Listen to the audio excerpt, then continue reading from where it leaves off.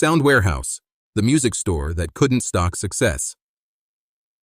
In 1978, when disco was dying and punk was rising, two entrepreneurs in Texas had a revolutionary idea that would reshape how Americans bought music. Sam Goody ruled them all. Tower Records dominated the coasts, but David Lieberman and Harold Powell saw an opportunity to do something different. They opened the first Sound Warehouse in a converted grocery store in Austin, Texas, creating a warehouse-style retail concept that promised lower prices through high volume and minimal overhead. The store featured concrete floors, industrial shelving, and fluorescent lighting that made shopping feel more like browsing through a distributor's warehouse than a traditional record store. This wasn't about atmosphere or customer service. It was about selection and price. The concept was immediately successful, tapping into a growing consumer desire for both variety and value in music retail. Within 2 years, they had expanded to multiple locations across Texas, and by 1985, Sound Warehouse had become one of the largest music retail chains in the Southwest. The company went public in 1986, raising millions to fuel further expansion, and at its peak operated over 180 stores across 17 states. But this rapid growth story would eventually become a cautionary tale about the dangers of expansion without adaptation, as Sound Warehouse found itself unable to evolve with changing consumer preferences, new technologies, and intensifying competition. The warehouse concept that made Sound Warehouse initially successful was born from a simple observation about the music retail landscape of the late 1970s. Traditional record stores were small, cramped affairs with limited selection, while department stores treated music as an afterthought. Lieberman and Powell recognized that music lovers wanted access to deep catalogs across multiple genres, but existing retailers couldn't afford the inventory investment or the real estate costs to stock comprehensively. Their solution was brilliant in its simplicity. Lease large, inexpensive warehouse spaces in strip malls rather than expensive mall locations. Use basic fixtures and minimal decor to keep overhead low. Buy in massive quantities to negotiate better wholesale prices, and pass those savings on to customers while maintaining healthy margins through volume. The first Sound Warehouse stocked over 20,000 different titles, compared to the 3,000 to 5,000 carried by typical record stores of the era. Customers could find everything from mainstream rock and pop to obscure import singles and specialty genres like new wave, country, and jazz. The stores organized inventory by genre and artist in a logical, easy-to-browse format that encouraged discovery and impulse purchases. Staff were knowledgeable but not pushy, focusing on helping customers locate specific items rather than making recommendations. This approach resonated strongly with music enthusiasts who had grown frustrated with limited selections and high prices at traditional retailers. The 1980s represented Sound Warehouse's golden age as the company rode several favorable trends to spectacular growth. The compact disc revolution that began in 1982 created enormous opportunities for music retailers as consumers eagerly replaced their vinyl collections with the new digital format. CDs carried much higher profit margins than vinyl records, typically retailing for $15 to $18 compared to $8 to $10 for LPs, while taking up less storage space and being less susceptible to damage.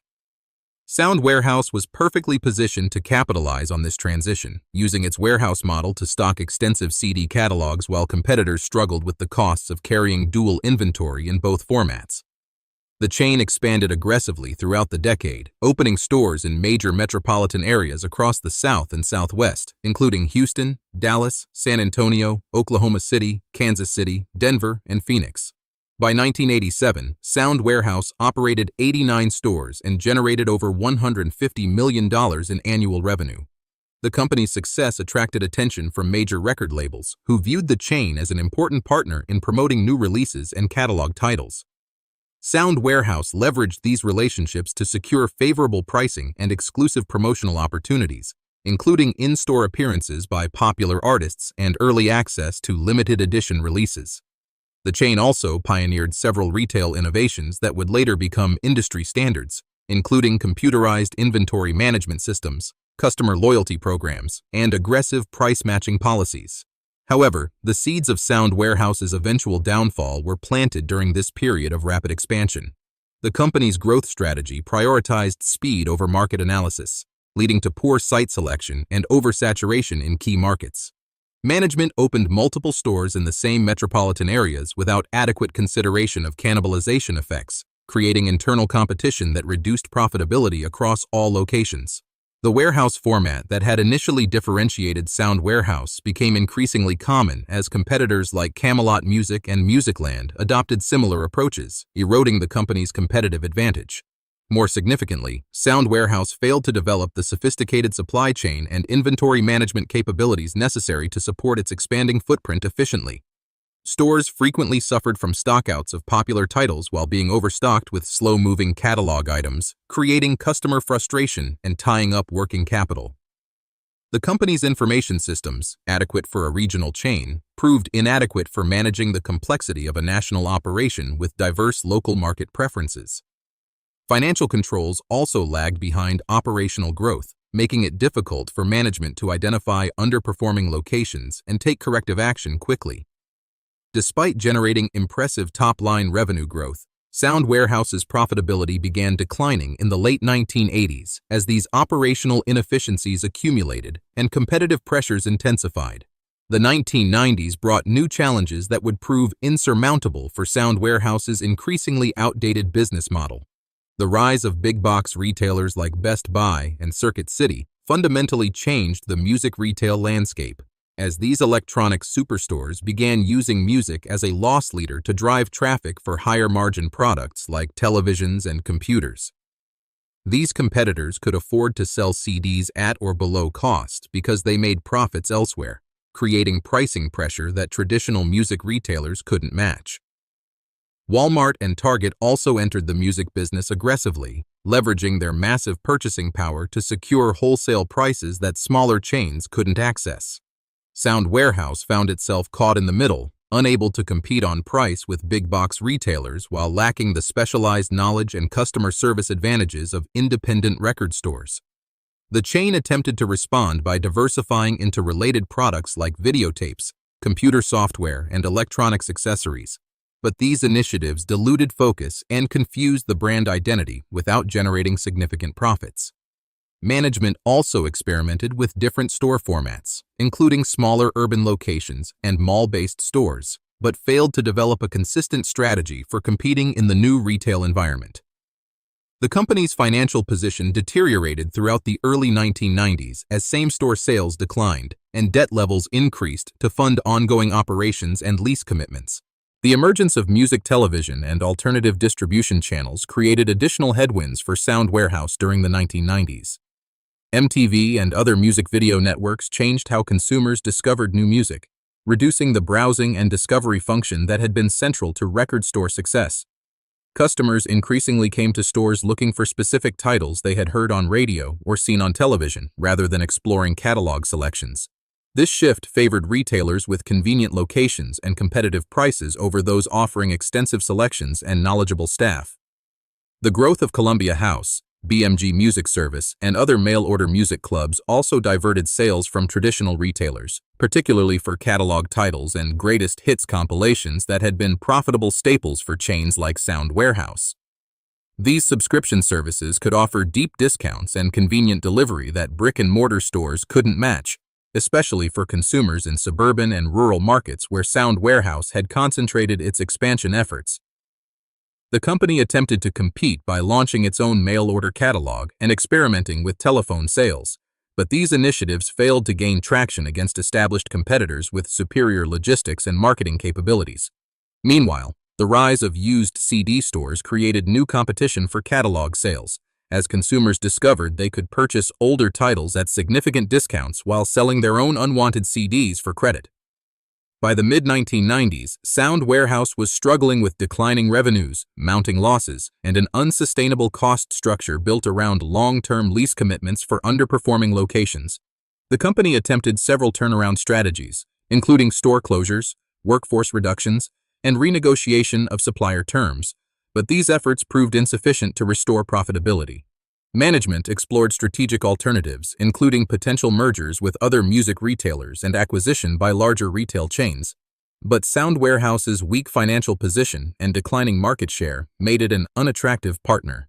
The chain's problems were compounded by changes in music industry economics, as record labels reduced promotional support and marketing co-op funding for struggling retailers while concentrating resources on successful big-box partners.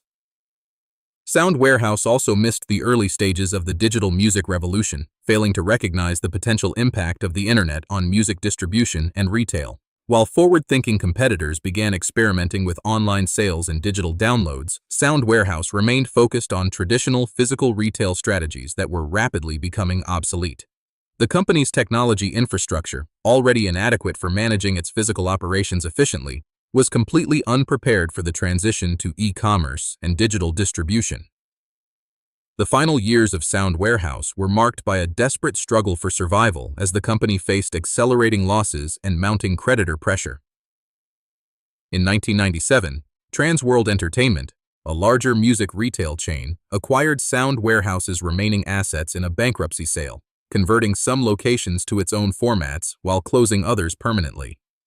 The acquisition marked the end of the Sound Warehouse brand and concept, though some former locations continued operating under different names for several more years. Transworld's purchase was primarily motivated by real estate considerations and supplier relationships rather than any belief in the viability of the warehouse retail concept for music. Many Sound Warehouse employees found themselves unemployed as the new owners consolidated operations and eliminated redundant positions. Former customers mourned the loss of stores that had served their communities for nearly 2 decades, often becoming gathering places for local music enthusiasts and supporting regional scenes through promotional events and artist appearances. The company's collapse had broader implications for the music retail industry, demonstrating the challenges facing mid-sized regional chains in an increasingly consolidated and competitive marketplace. Sound Warehouse's failure offers important lessons about the dangers of rapid expansion without corresponding investments in operational capabilities and strategic adaptation. The company succeeded initially by identifying and exploiting a genuine market opportunity, but failed to evolve as competitive conditions changed and consumer preferences shifted.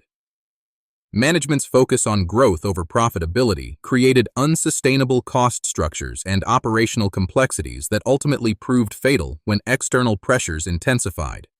The chain's inability to compete effectively with big-box retailers reflected broader industry trends toward consolidation and the use of music as a traffic driver rather than a primary profit center. Sound Warehouse's story also illustrates the importance of technological adaptation in retail, as the company's failure to embrace digital trends and e-commerce capabilities left it increasingly irrelevant to changing consumer behavior. The warehouse retail concept that had seemed so innovative in 1978 became a liability by the 1990s, as customers valued convenience and price over selection and atmosphere. Perhaps most significantly, Sound Warehouse's demise foreshadowed the broader challenges that would eventually affect all physical music retailers as digital distribution and streaming services fundamentally transformed how consumers access and purchase music. The company that once revolutionized music retail by thinking like a warehouse ultimately couldn't stock the one thing it needed most, a viable strategy for long-term success in a rapidly changing industry.